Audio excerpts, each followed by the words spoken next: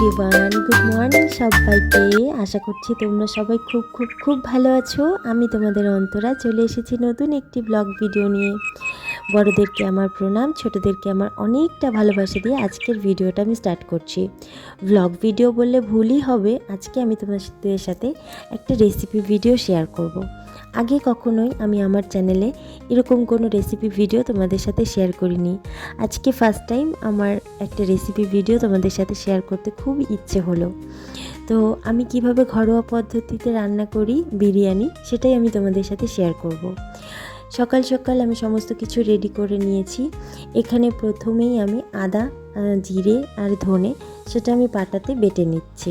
আমার কেন জানি না মনে হয় যে কোনো মশলায় যদি তুমি শিলনোড়া দিয়ে পাটাতে বেটে নাও, সেই তরকারিটা অনেকটা টেস্টি হয়, সেই মশলাটা যে তরকারিতে ইউজ হয় আর কি।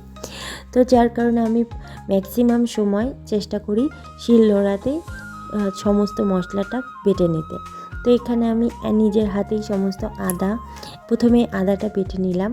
এখানে তোমাদের সাথে কথা বলতে বলতে আদা বাটা এবং অফ ক্যামেরাতে আমি জিরে এবং এরপরে আমি ধনে বাটাটাও করে নেব। এখানে বেশি কিছু যেহেতু আমি বাটবো না, বাদ বাকি সব কিছু আমি গুঁড়ো মশলা ইউজ করব। হলুদ গুঁড়ো, লঙ্কা গুঁড়ো, এইগুলো আমি গুঁড়ো মশলা ইউজ করছি। তো এই দিকে শুধু এই তিনটে মশলা আমি পাটাতে বেটে নিলাম। তো এই তো তোমাদের সাথে কথা বলতে বলতে দেখো আমার এই তো মশলা কিন্তু করা কমপ্লিট হয়ে গেছে। এরপরেই চলো আমি সকালে জলখাবারটা খেয়ে নিই। আজকে সকালে জলখাবারে ছিল রুটি আর আলুর দম, আর এখানে ছিল 1 কাপ দুধ। আমাকে মা বলছিল চা খেতে, কিন্তু যেহেতু আমার চা খেতে একদমই ইচ্ছা করছিল না, তাই মার সাথে জোর করে গরম দুধ দিয়ে দিয়েছে। এরপরেই আমি মশলা তো হয়ে গেছে, এবার চলো তরকারিগুলো কেটে নিই। সবজির মধ্যে শুধুমাত্র এখানে আমি পেঁয়াজ আর আলু আর রসুন এই তিনটে জিনিসই কাটবো। এখানে প্রথমে আমি পেঁয়াজগুলো কেটে নিলাম। পেঁয়াজটা বেশ পরিমাণেই কাটতে হবে, আর এখানে আলুটাও আমি পরিমাণ মতন কেটে নিয়েছি। এরপরে রসুনও কেটে নিয়েছি। সমস্ত কিছু রেখে এবার চলে এসেছি বিরিয়ানির চালটা আমি মেপে নিতে, মানে যতটা আমার আর কি লাগবে ততটাই আমি নেব। তো এরপর বাইরে চলে এসেছি, আর এই দেখো এখন তো পাতা ঝরা দিন, তোমরা সবাই জানো। বাড়িতে কদবেল গাছ, নিম গাছ যাদের আছে তারা সবাই জানো এই পাতা প্রচুর বাইরে পড়ে। আমার মা সারাদিন পরিষ্কার করে, তারপরেও দেখো চারিদিকে কদবেল গাছের পাতা দিয়ে একদম চারিদিকটা ভরে আছে। এরপর আমি চিকেন আর ভালো করে চালটাও ধুয়ে নিয়ে এসেছি বাইরে থেকে। এখানে আমি সমস্ত কিছু রেডি করে নিয়েছি। প্রথমে আলু, পেঁয়াজ আর রসুন দেখতে পেলে, এরপরে ডিম ছিল, চিকেন। আর চলো এই তো এখানে কি আছে তোমাদের সাথে একটু শেয়ার করি। এখানে আছে আমুলের দুধ, ওই 10 টাকা প্যাকেটের যে প্যাকেটটা, আতর আছে, গোলাপ জল আছে। এখানে আছে এভারেস্টের সেই বিরিয়ানি মশলা, এছাড়াও রয়েছে জায়ফল, জয়িত্রী, স্টার মশলা যেটাকে বলে, লবঙ্গ আছে, গোলমরিচ আছে, এলাচ আছে, আর আছে দারচিনি। আর চিকেন তো অবভিয়াসলি থাকবেই, তার সাথে মশলাগুলো তো তোমরা দেখতেই পেলে, আর আছে টক দই। ডিমটাও আমি ইউজ করব। তো চলো এবার আমি তোমাদের সাথে ধীরে ধীরে শেয়ার করি আমি কি করে এই সমস্ত কিছু দিয়ে পরপর বিরিয়ানিটা তৈরি করব। এখানে আমি প্রথমেই বিরিয়ানি তৈরি করার ক্ষেত্রে আগে ডিমটা ভালো করে জল করে সেদ্ধ করে নেব। তো আমি উনুনে জলটা বসিয়ে দিচ্ছি। এরপরে আমি 4টে ডিম নিয়েছি, ওখানে 5টা ছিল, তো আমার 5টা যেহেতু লাগবে না, আমি 4টে ডিম এখানে নিয়ে নিলাম। এই ডিম কটা আগে ভালো করে সেদ্ধ হয়ে যাক। তো এই যে গরম জলে অলরেডি ডিম আমি বসিয়ে দিয়েছি, সেদ্ধ হতে থাক। এরপর পাশের উনুনটা ফাঁকাই পড়েছিল, তো ভাবলাম যে আমি প্রথমে আগে বেরেস্তাটা করে নিই। এখানে বেরেস্তার ক্ষেত্রে বলে রাখি, যতটা পরিমাণে যে যেমন পছন্দ করে, অনেকের ক্ষেত্রে অনেক বাড়িতে বেরেস্তাটা খুব একটা পছন্দ করে না, আর আমাদের বাড়িতে একটু ক্রিস্পি করে বেরেস্তা হলে সবাই বেশি পছন্দ করে, তাই আমি বেশ অনেকটা পরিমাণে বেরেস্তা করে নেব পেঁয়াজ দিয়ে। তো এখানে আমি পেঁয়াজটা পরিমাণ মতন একটু জলটা ঝরিয়ে রেখেছিলাম। এরপর পেঁয়াজটা আমি সাদা তেল ইউজ করে আমি পেঁয়াজটা দিয়ে দিলাম। এবার ভালো করে পেঁয়াজটা ভেজে নেব। যতক্ষণ পর্যন্ত না পেঁয়াজটা লাল লাল হয়ে আসছে ততক্ষণ অবধি আমি গ্যাসের ফ্লেমটা বেশ বড় করেই রেখেছি। এরপরে আমি ধীরে ধীরে কমিয়ে দেব। এই তো দেখো তোমাদের সাথে কথা বলতে বলতে পেঁয়াজটা মোটামুটি লাল লাল পর্যায়ে চলে এসেছে। এইবার আমি ধীরে ধীরে গ্যাসের আঁচটা কিন্তু কমিয়ে দেব, যাতে এতে করে কি হবে বলো তো, এতে করে ক্রিস্পি হবে ব্যাপারটা। এরপরে চলো আমি চিকেনটা ম্যারিনেট করে নিই। এখানে আমি চিকেন ম্যারিনেট করতে প্রথমে চিকেন নিয়েছি, এরপরে নিয়েছি লবণ পরিমাণ মতন এমনভাবে লবণ দিতে হবে যাতে করে আর নতুন, কারণ এখানে কিন্তু বিরিয়ানিতে কিন্তু লবণ ইউজ করা হয় না তো চালের সাথে, তো সেই ক্ষেত্রে আমি এমনভাবে দিলাম যাতে পরবর্তীতে অ্যাডজাস্ট হয়ে যায়। আর আমাদের বাড়িতে প্রচুর সবাই ঝাল খায়, যার কারণে আমি একটু ঝাল ঝাল করেই করার চেষ্টা করছি। এখানে আমি লঙ্কার গুঁড়ো নিয়ে নিলাম, এরপরে দিয়ে দেব হচ্ছে হলুদ গুঁড়ো। এই যে এখানে ওই 1 কেজি মতন মাংস আছে, তো আমি সেই হিসেবেই সমস্ত মশলাগুলো ব্যবহার করছি পরিমাণ মতন।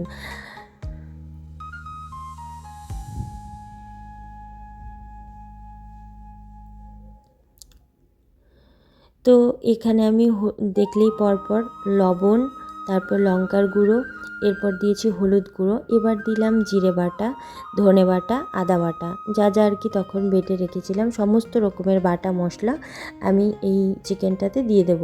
এবং আমি এটা এমন পরিমাপেই করেছিলাম, আমি জানতাম যে এতটুকুনই লাগবে, তো আমি সেই পরিমাপ মতোই বেটে নিয়েছি। এরপরে আমি ওই 6 থেকে 7 স্পুন মতন টক দই ইউজ করছি এখানে।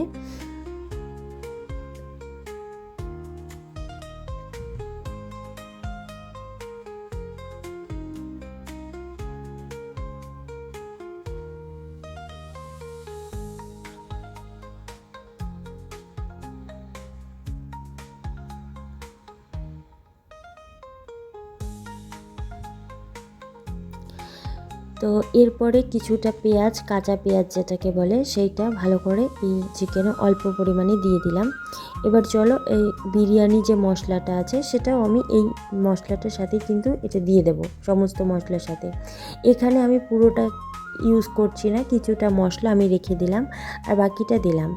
এছাড়াও আমি পুরো রসুন, যেটা মানে মাংসের যে রসুনটা দিতে হবে, সমস্ত রসুনটাই আমি এই মশলার সাথে মেখে নেব। এবার ভালো করে চলো ম্যারিনেট করে নিই।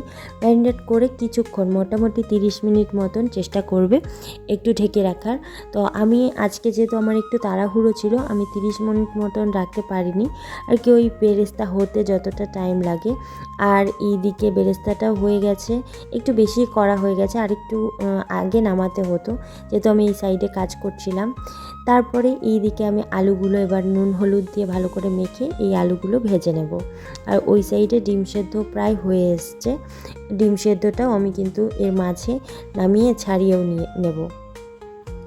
তো আলুটা এবার আমি ধীরে ধীরে লাল লাল করে আগে ভেজে নিই, কারণ আলুটা না ভাজলে কিন্তু আলু তাড়াতাড়ি সেদ্ধ হতে চায় না। আর মাংসের আলু আগে থেকে ভেজে নিলে খুব ভালোভাবে সেদ্ধ হয় আর ভেতরে মশলাগুলো খুব ভালোভাবে যায়।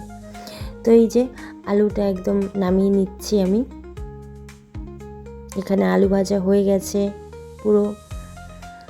এরপরে আমি কড়াইতে আর একটু সাদা তেল দিয়ে দিলাম, আমার মনে হলো তেল দেওয়ার একটু দরকার আছে। তারপর আমি প্রথমেই জিরে ফোড়ন দিলাম। এখানে ফোড়ন ইউজ না করলেও কোনো প্রবলেম হতো না, কিন্তু আমি ফোড়নটা ইউজ করেছি। আর দিলাম পেঁয়াজ কুচি। এখানে পেঁয়াজও খুব অল্প পরিমাণেই দিয়েছি, যেহেতু আমি পেঁয়াজ আগে মাংসের সাথে ম্যারিনেট করেই দিয়ে রেখেছি, তাই আমি খুব অল্প পরিমাণে কিছুটা পেঁয়াজ রেখে দিয়েছিলাম, সেটা ভালো করে ভেজে নিলাম। তারপরে আমি চিকেনটা দিয়ে দিলাম। চিকেনে এখানে এক্সট্রা করে আর কিছুই দিতে হবে না, কারণ সমস্ত কিছু দিয়ে অলরেডি এটাকে ম্যারিনেট করাই আছে। এবার শুধু চিকেনটা সেদ্ধ হওয়ার জন্য অপেক্ষা করতে হবে। এরপরেই দেখো মোটামুটি চিকেনের জল শুকিয়ে এসছে এবং মোটামুটি সেদ্ধও হয়ে গেছে চিকেনটা, আর একটু হয়ে গেলেই হবে। তো এবার আমি পাশের উনুনটাতে জল গরম করে রেখেছি। জল গরম করে সেই গরম জলে যে মশলাগুলো ছিল আর কি, জায়ফল, জয়িত্রী, তারপর এলাচ, দারচিনি, লবঙ্গ, আরও যা যা লাগে সমস্ত কিছু দিয়ে একটু অল্প পরিমাণে তেলও দিয়ে নিলাম। এরপরে আমি বিরিয়ানির জলটাতে দিয়ে দিলাম। হালকা জলটা গরম হতে হতেই আমি দিয়ে দেবো। ফুটতে হবে এমন কোনো ব্যাপার নেই, তবে একটু গরম জলে দিলে সেটা ভালো হয়।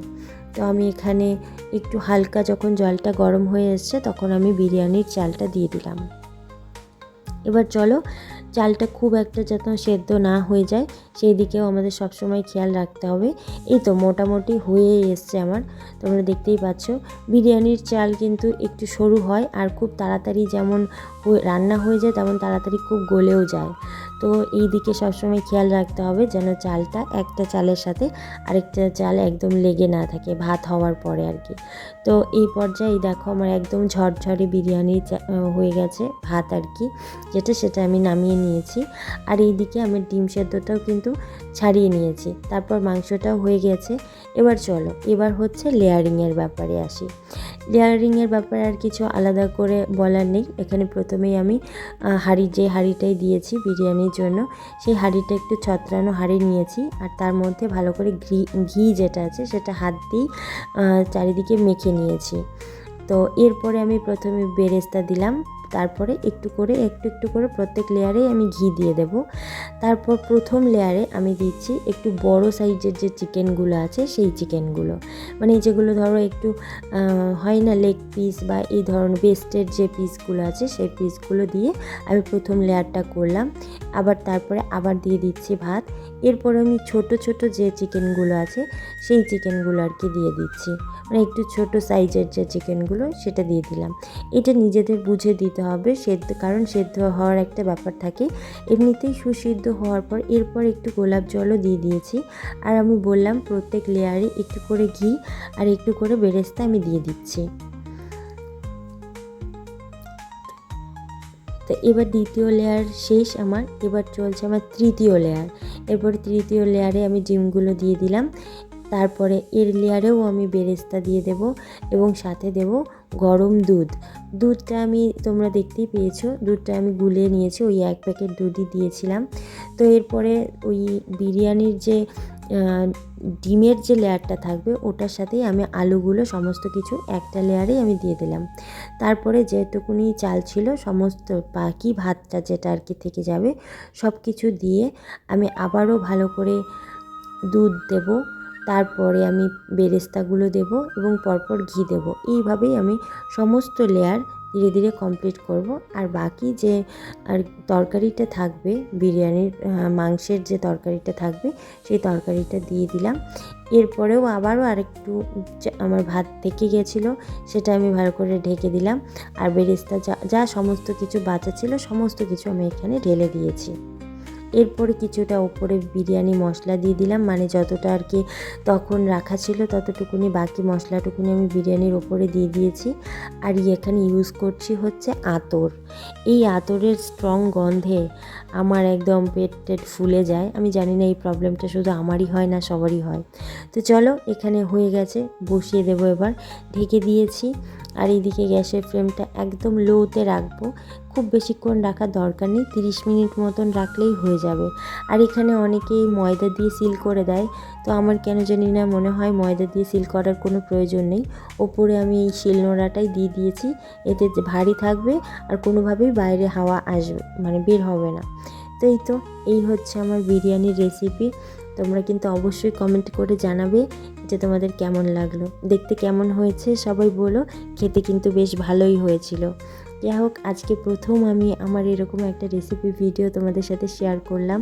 অবশ্যই প্লিজ তোমরা কমেন্ট করে জানাবে তোমাদের ভিডিওটা কেমন লাগলো। যদি ভালো লাগে থাকে তাহলে প্লিজ লাইক কমেন্ট শেয়ার করে দিও। চলো ভালো থেকো, সুস্থ থেকো, দেখা হবে নেক্সট অন্য কোনো ভিডিওতে।